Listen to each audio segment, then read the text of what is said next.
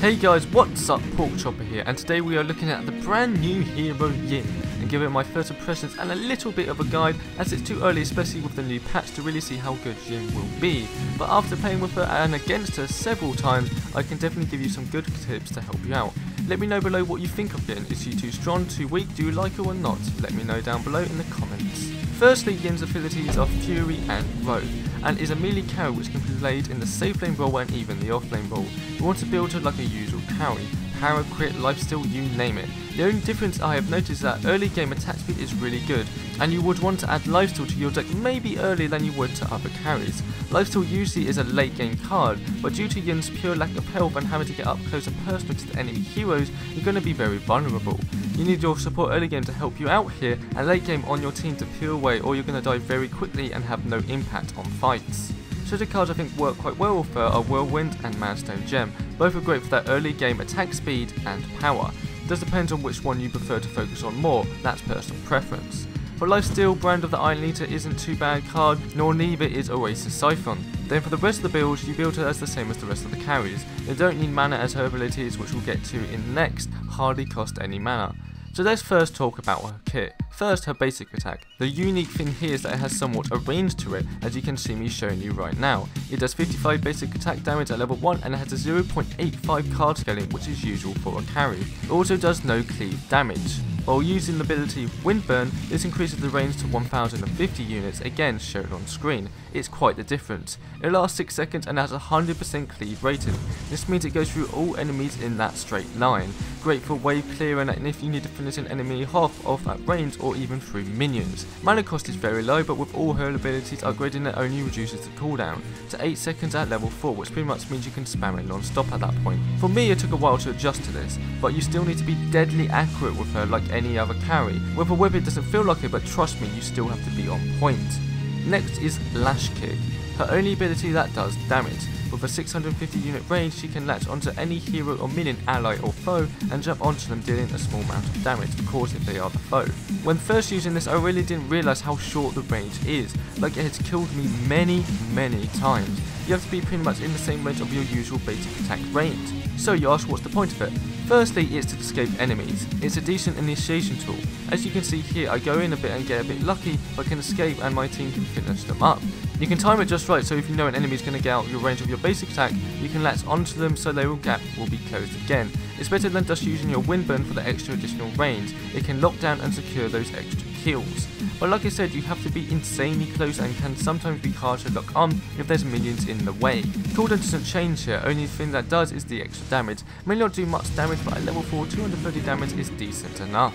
Now let's get into the technical stuff. Backlash. This is the ability that reflects enemy projectiles. This includes Rampage Rock, Harry's Rocket, Decker's Stun, Gadget's Mine as long as it doesn't hit the ground first, Muriel's Slow, Narbast's Stun, Chloe's Dagger, you name it. Anything that is a projectile that can be thrown can be reflected back. Now a few things to note. One, on paper this sounds great, but you really have to time it well, and if they're rather close to you it's very tricky with a sudden impact. 2, it won't always hit the enemy's back if they're far away. It will send it back in the right direction, but will only go a certain range.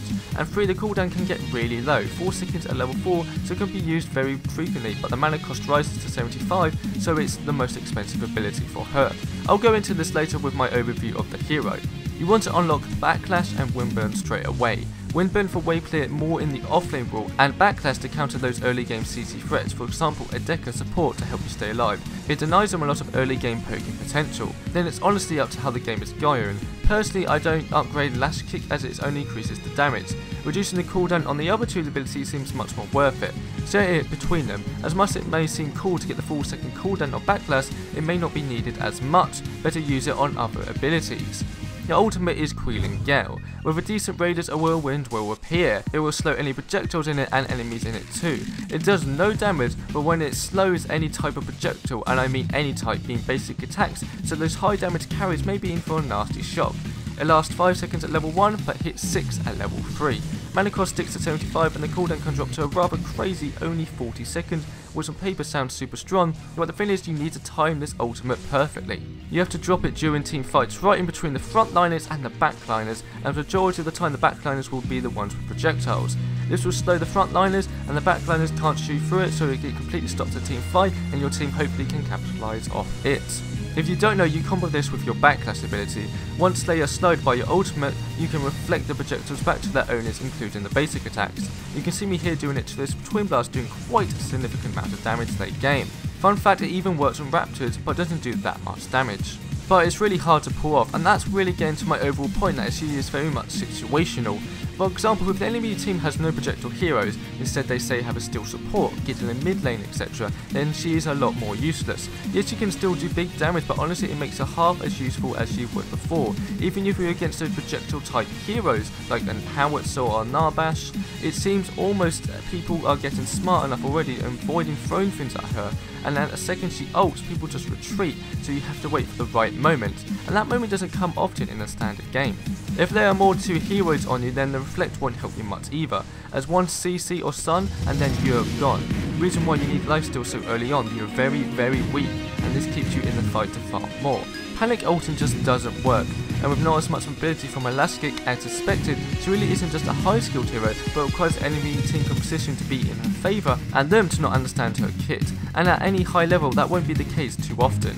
And that's my overall thoughts on her so far. She is a lot of fun to play and experiment with, but I can see already that she won't fit many team compositions. Like I said at the start, let me know what you think of her, and I have plenty more Paragon videos on this channel, so stick around for those, and I'll see you next time.